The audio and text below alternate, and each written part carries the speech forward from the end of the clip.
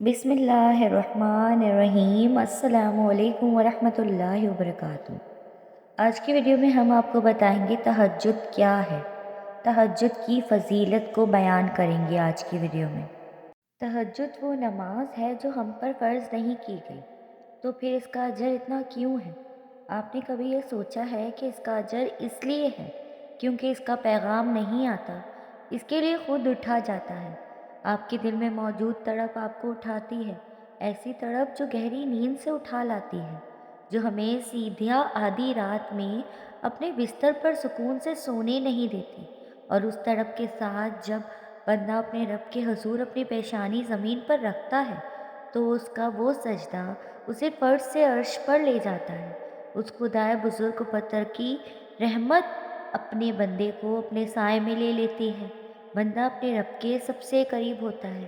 اس وقت بندے کا بہایا ہوا ہر آنسو آنکھ سے بہتا ہے اور سکون دل میں اتار دیا جاتا ہے، ہر تکلیف ہوا میں کھو سی جاتی ہے۔ اس وقت رب اتنا قریب محسوس ہوتا ہے کہ لگتا ہے کہ بس وہ ہمیں ہی سن رہا ہے۔ وہ ہمارے اندر ایک ایسا یقین پیدا کر دیتا ہے کہ اس نے ہماری مانگی ہوئی ہر دعا کو قبول کر لیا ہے اور ہماری ہر خواہش کو صحیح وقت پر پورا کر دے گا۔ تہجد کا وقت خدا کی محبت کا عروج ہوتا ہے۔ تہجد بہت خاص ہوتی ہے، بہت خاص نماز ہوتی ہے۔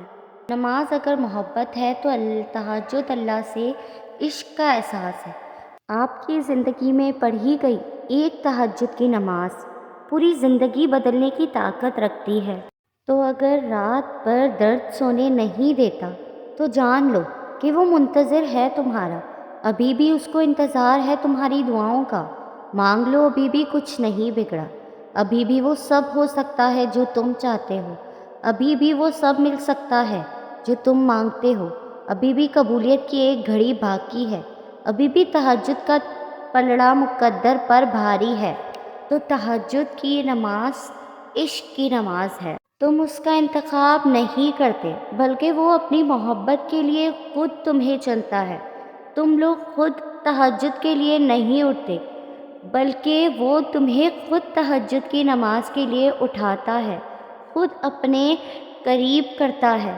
جو دعائیں تمہیں اتنی پیاری ہوتی ہیں نا، انہیں مانگنے کا اندازہ بھی بہت پیارا ہونا چاہیے، اتنا پیارا کہ اللہ پہلی بار میں ہے ان پر کن کہہ دے۔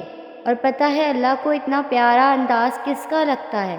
تہجد پڑھنے والوں کا۔ آپ کو جو چاہیے، اگر آپ نے اس اللہ سے تہجد میں نہیں مانگا تو اور کیا مانگا ہے؟ یہ تہجد کی نماز ہے نا، یہ معجزوں کا ذریعہ ہے۔ جب تمہیں سارے راستے بند نظر آتے ہیں تب بھی وہ ایک راستہ کھولے رکھتا ہے، اور وہ ہے تہجد کا راستہ۔ اور جب اللہ دینے پر آتا ہے تو تمہارے لیے سارے راستے کھول دیتا ہے اور تمہارے مخالف کو بھی تمہارے لیے وسیلہ بناتا ہے۔ اور اللہ پر بھروسہ کرو، اور اللہ ہی کارساز کافی ہے۔ تہجد کی توفیق مل جانا ہی اس کی اور اس میں مانگی جانے والی دعاؤں پر قبولیت کی نشانی ہے۔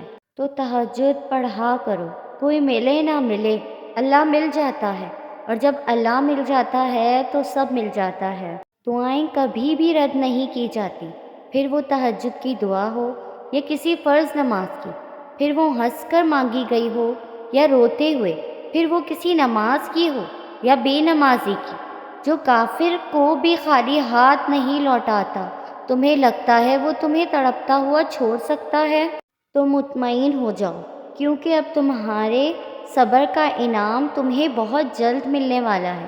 تمہارے یہ آنسو خوشیوں میں تبدیل ہونے والے ہیں، اور آسمان سے تمہارے لیے فیکن کے معجزے اترنے والے ہیں۔ نیند قربان کر کے جب روتی ہوئی آنکھیں اللہ کو مناتی ہیں نا، تو خواب حقیقت بن جاتے ہیں اور تعبیریں کن میں بدل دی جاتی ہیں۔ تمہاری مخلص دل سے نکلی ہوئی دعائیں تو کب کی قبول ہو چکی ہیں، بس ان کا سامنا کرنا باقی ہے۔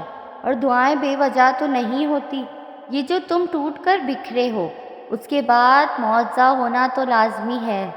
تم اس کے لیے اپنی نیند قربان کرو اور وہ تمہاری جھولی نہ بھرے، ایسا تو ممکن ہی نہیں ہے۔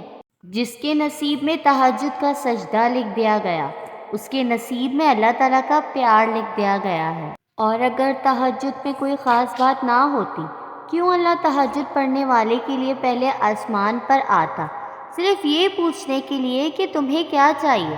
اللہ ان کی دعائیں ساتویں آسمان پر بھی سن سکتا تھا، لیکن پھر بھی ان سے ملاقات کے لیے تشریف لاتا ہے۔